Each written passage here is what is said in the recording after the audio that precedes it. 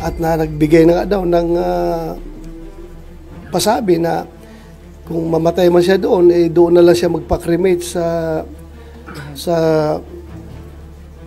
doon na sa pag-cremate sa dahig. It's a very sad information.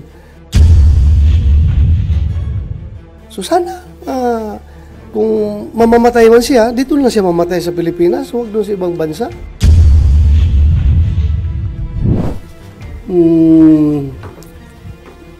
Nakapag-commit na kami. I don't know kung nakapirma na yung iba. Ay, kayo, sir. Ako, nakapirma na ako. Pero, we call ourselves as Duterte 7. Duterte 7. Senator Bungo, Senator Robin Padilla, Senator Marcolita, Senator Aimee Marcos, and the 2 Villar. pero Senator Aimee, sir, nag-commit na rin? Senator Aimee? I don't know kung nag-usap na sila personally, pero in principle, kami, Duterte Black, napag-usapan namin, we are inclined to support Senate President Chis Escudero. Why, sir? Well, wala naman kaming nakitang hindi dapat siya suportahan. So, we support him. Walang kapalit like yung mga committee chairmanship, sir? Wala naman kasi as is malago. Wala man akong hiningi. Wala man rin pinaramay sa akin. Basta nagustuhan ko lang yung pamamalakad niya sa amin, sa Senado. Yung leadership niya is, nakita ko is very open to everything. Hindi siya close-minded, hindi siya porque ganito siya, panindigan niya ganito siya, o porque ganun, yung nakikinig siya. So that's what we need as a democratic institution, pakinggan ang lahat. So, sir, kung tatanungin ka, anong hihingin mong committee kay Senate President Escudero? Wala na akong hinihingi kasi meron naman tayong equity of the incumbent kung gano'n, di ba? Kung, halimbawa, we will vote for him as the Senate President, tapos ayaman ng incumbent senator, kung ano yung hawak ko, I suppose yun pa rin ang hawakan ko. Equity of the incumbent nga. So, hindi ko na hiningi sa kanya yan. At hindi rin niya in-offer sa akin dahil that's my understanding. Sir, last na lang. So, si Marcoleta nga ba, Blue Ribbon Committee Chairman, sir? Yan ang hinihingi niya. And I presume na napangako na sa kanya. Sir, may talks about impeachment nung time na bago kayo mag-commit with SPGs, may hiling ba kayo or any favors asked about the impeachment proceedings? Wala kaming his stand towards impeachment is not a factor to our decision in choosing him as our Senate President. Ang pinaka-big factor dyan na nakikita ko lang talaga is yung pagka-open niya. Nakikinig siya. Lahat ng sides pinapakinggan niya. So, yun ang nagustuhan namin na liderato. Yes.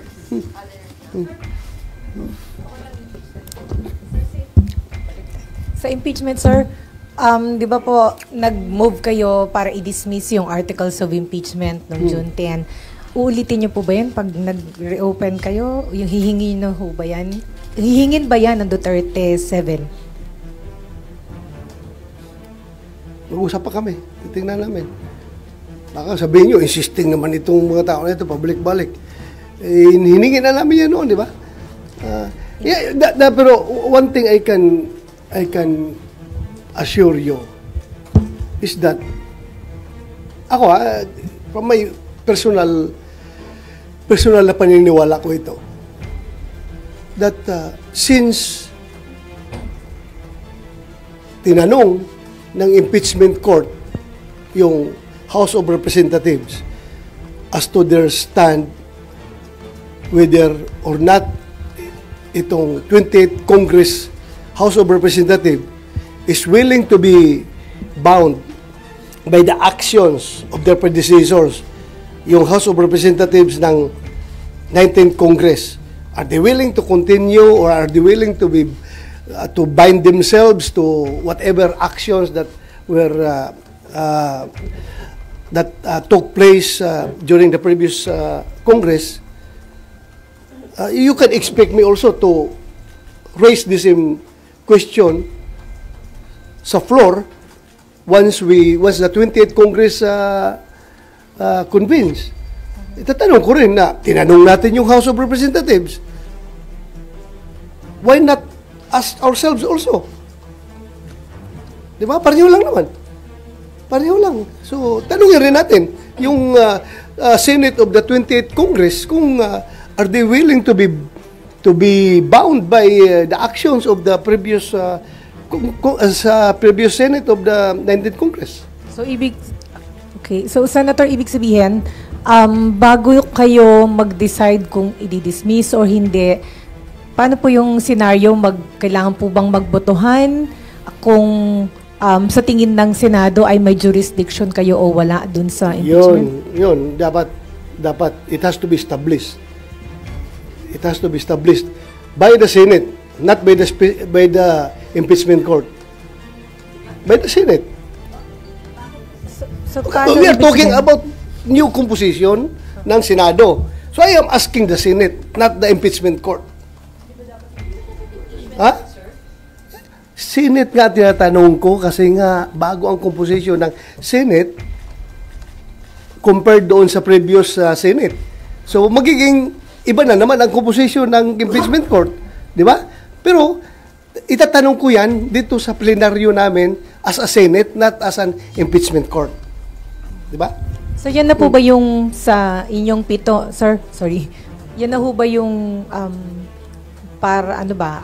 Yan ang i-raise ninyo? 7? Solid 7? I hope they are going to support me, but hindi pa namin napag-usapan yun. As I've said, personal ko lang yan na paniniwala na kailangan tanungin rin natin itong Senate of the 28th Congress kung magpapabind ba sila sa actions ng Senate of the 19th Congress. So sorry, isa na lang. Sir, hindi nga ho ba proof na talagang tatawid dito sa 20th Congress at kailangan yung mag-trial yung pong re-return ng articles of impeachment sa House kasi hiningan niyo po sila may order kayo sa kanila eh. Na-comply na yung isa, sir, yung certification na in compliance daw with the Constitution yung pong articles, and then magko-comply din daw po dun sila sa pangalawang order.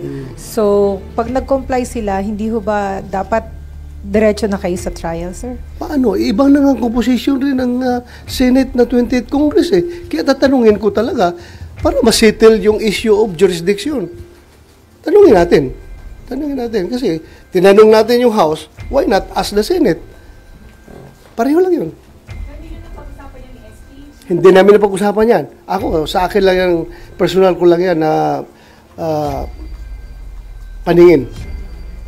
Sir, personally, mag-move po ba kayo na ulit na ipa-dismiss yung impeachment ni VP Sara?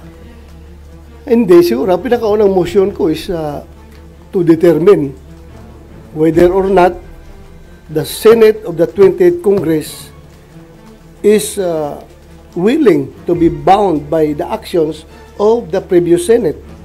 Yun lang ang tanongin ko para masettle natin yung issue on jurisdiction.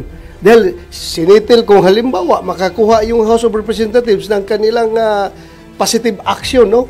Na talagang majority sila ay pumayag na yung tatawid yung jurisdiction sa 28th Congress. So gusto ko ring tanungin rin ang Senado. Kasi pareho lang naman yan. Nagtatanong tayo ng jurisdiction ng bagong Congress dahil nga iba na ang composition. Sir, may we get your comment din po. Sabi po ng CBCP na babahala sila dun sa delay ng Senate regarding po sa impeachment. Nababahala sila? Bakit sila nababahala?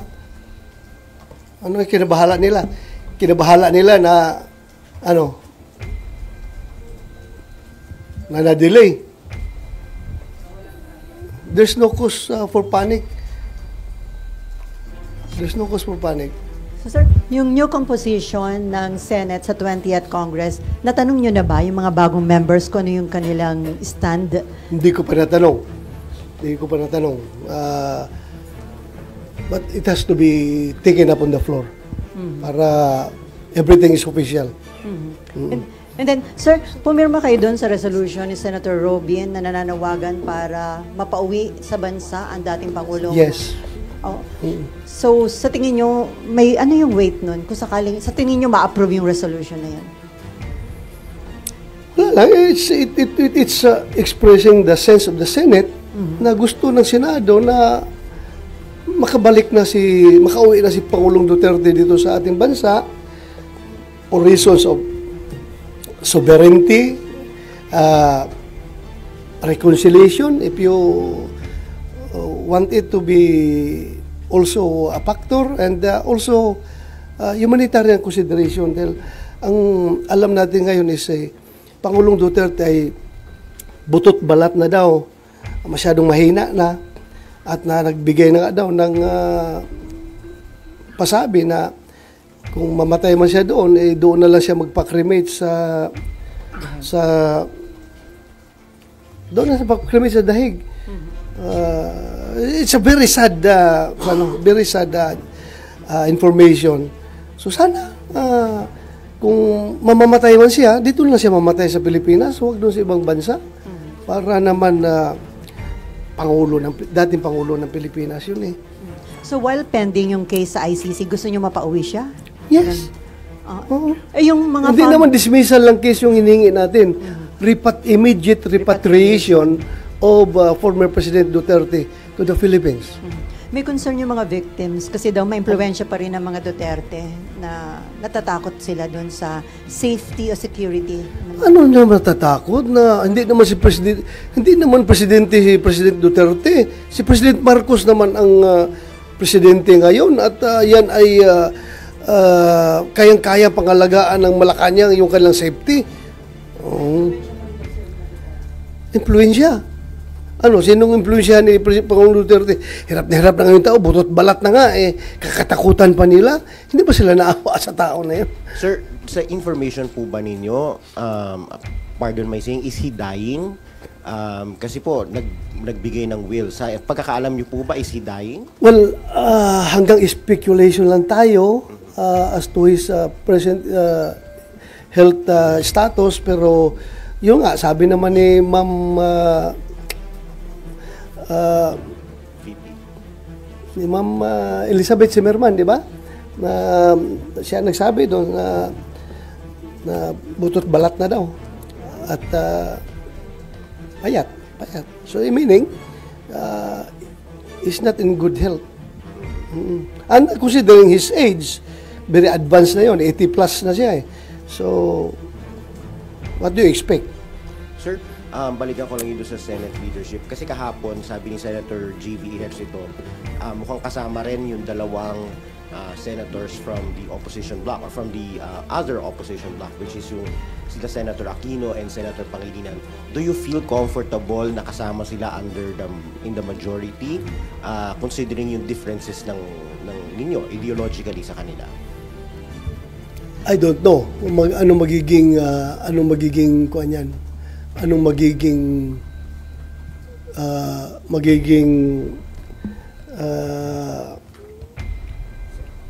set up niyan, no? Hindi ko alam talaga. Hindi ko alam. Basta I joined the majority not because of them, but because of the leadership of Senate President Chis Escudero. Missing sa Bongeros lang po ako. Sir, ano lang po yung reaction ninyo dun sa mga lumalabas ngayon na merong mga pinangalanan na high-profile individuals at meron na pong mga whistleblowers na ito rin yung mga witness nyo dito dati. Yung mga sinabi niya po ba ngayon sa media, ito po ba lumabas na rin dun sa mga investigasyon nyo sa kanila, yung mga privileged information po, communications? Yung pong mga pinangalanan, particularly po si Dondon, si alias Dondon, si Patidongan. Meron po siyang mga pinangalanan na high profile na mga tao. Ito po ba ay na-express niya rin sa inyo dati? matigas siya noon sa Senate hearing noon. Ayaw yan bumigay. Kahit na, di ba, pinailan natin ang kaso, di ba? One of the, hindi yan napailan ng kaso kung hindi dahil sa Senate investigation na ginawa natin, di ba? 6 sila, pinailan ng kaso ng serious illegal detention at saka kidnapping. Dahil nga, hindi tayo makapag-file ng murder with the absence of the body of the crime. Yung mga katawan, hindi na-recover. So, pinailan natin sila. Talagang pinalop natin sa CIDG na mapailan sila ng kaso. At napailan nga. Pero yun nga, yung follow-up sa committee report natin, we directed the CIDG and the NBI to continuously investigate the case para talaga matukoy kung sino yung mga malaking tao na nasa likod. Dahil the disappearance of 34 man yun, di ba, ang ating record sa committee. There were 8 cases that we investigated, 8 cases involving 34 missing sabugeros. So, hindi na siguro mag-disappear yung ganun laking 34 na mga tao kung walang nasa likuran dyan na very influential. Di ba? At nagbibigay ng kumpas. Sa atin lang, at that time, we don't have the evidence to connect to the management ng yung pitmaster dahil nga wala talagang ebidensya na magkukunik. Hanggang doon lang tayo sa disappearance na may kumuha na tao. Pero Sen, dahil may bago ng mga lumabas na mga ebidensya at mga testigo, bubuksan niyo po ba ulit yung Senate inquiry kaugnay dito? Nag-close na ba tayo, Joe? Nag-close na. We May have already closed our committee investigation and we have already submitted our committee report and it was adopted by the Senate. So, yung aming committee report was adopted by the Senate. So, unless siguro, kung merong mag-file lang resolution from one of our colleagues, then I will be forced to reopen the investigation. As former PNP chief, ano masasabi niyo? Marami daw mga police officer ang involved para binayaran para gawin ng pagkidnap at pagpatay sa mga... It's possible. Kasi nga, yung isang kaso doon na sila Lasso, sino yun, Joe? Yung pinick up sa bahay nila, ipinasok, positive doon sa hearing mismo, positively identified yung mga pulis na inibitahan natin, ng mga intelligence operatives ng Batangas PPO, na sila yung nag-pick up kay Lasso. Lasco sa saan yun? Sa San Pablo, Laguna. San Pablo City. So, identify siya. Ayaw ko kung nakasuhan sila, di ba? Tapos ano na? Wala pang update. Basta nakasuhan yun, yung mga pulis na yun. Kinasuhan yun. Dahil nga, positively identified nung mother, yung wife, at nung sister ni Lasco na sila yung pumasok doon sa bahay. So, how do you feel na parang napapagamit itong mga police in exchange of money? I'm very... Noon pa yun sinasabi ko, napakasama noon na magpagamit tayo sa sindikato, if you call it sindikato. Police ka, you are there to uphold the law, you are there to enforce the law. Ngayon, binayulit mo yung batas para sumunod kung sino man nag-utos sa iyo na, I'm sure, in consideration of money. Ano pang motivation mo doon? Nagagawin yun kung hindi ka sinusuhulan. That's beyond your job description as a police operative na mag-kidnap ng tao at pumatay ng tao at itapon kung saan-saan. Yes, sir, credible yung whistleblower kasi ang dami niyang pangalang minention, may celebrity. As far as credibility is concerned, sa akin, mas credible sana siya kung nagsalita siya noon pa, nung dito sa Senate investigation.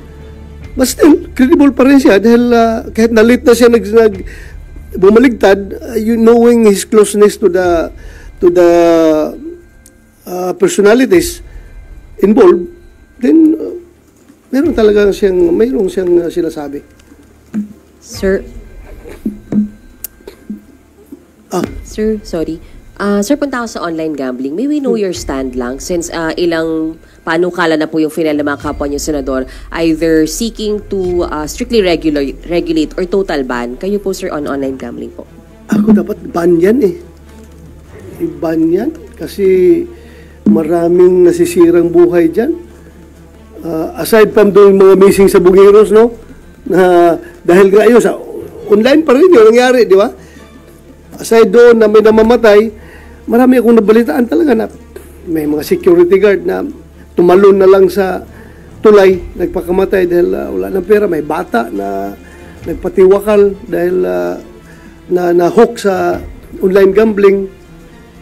So, alam natin, yung kung magkakapera man ang gobyerno, ang revenues from online gambling is not enough to compensate the moral decay, the social cost of that it brings, yung online gambling.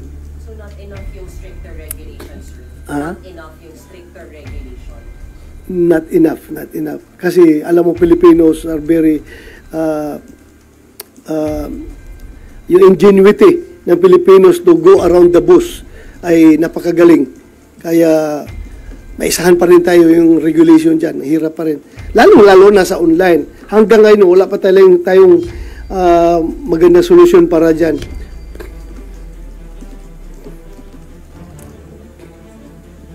So, balik ko lang po dun sa isabong investigation. Sabi nyo nga po, open kayo pagka meron pong resolution. Pero may pangangailangan po ba na i-reopen ninyong investigation o sa ngayon ipaubaya na muna sa PNP, DOJ?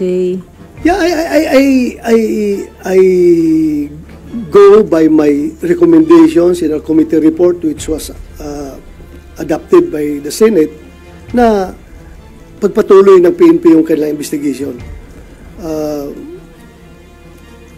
Ginagawa naman. They're on the right track naman. Kung totoong hawak nila si Don Patidungan, well and good. Kung hawak na nila para tuloy-tuloy yung investigation nila. Kasi mamaya na naman, magpatawag tayo ng hearing. Sabihin naman ng PNP, makiusap na naman ng PNP na, sir, pwede huwag muna, sir, dahil may ongoing pa kaming pinapalo up, sir. Baka masunog yung operation namin, sir. Meron pa kami mga taong tina-target ngayon, sir, na pwedeng mga persons of interest, sir, na gusto naming maimbestigahan. Baka masunog yung aming efforts. So, let's give them the whole playing field to operate para mas-solve nila itong kaso na ito. Pero kung merong mag-file a resolution na senador, then it's my duty to conduct the investigation, to reopen the case. So, dun po sa inyong investigasyon, although nag-cover kami, pero sa inyo po manggaling, sir, naiugnay po ba si Atong Ang dun sa itinakbo ng inyong investigasyon? At anong recommendation ninyo as regards Mr. Atong Ang? Solidly, iba kasi yung ebidensya that will stand in court, di ba? Pero yung, di ba, may isang nagsabi doon na, nandun kami, nag-monitor mo kasi hearing, di ba? Meron nagsabi na, si Don Patidungan ba yun, may kausap sa cellphone na, boss, sabi niya, yung boss na nire-repair daw nung kausap doon sa cellphone, ay si Atong Ang. Yun ang narinig natin doon sa hearing, di ba? Positibo talaga siya na si Atong yung kausap nung nasa cellphone. Pero hindi man natin, kaya nga gusto ko sa PNP, palaliman pala investigation nila. Hindi na-establish siya. Hindi na-establish sa Senate hearing, sir, yung connection ni Atong. Hindi na-establish. Administratively established dahil nga sila ang manager, sila ang presidente ng kumpanya kung saan last touch doon nga wala. But criminally, kaya nga hindi tayo pati ang PNP at NBI mismo, hindi nakapag-file ng kaso directly linking Atong Ang because wala ang direct evidence. Pero ngayon, na meron ng itong testimonial evidence na pinoprovide ni ni Dondon Patidongan, din pupwede nilang mapile yun.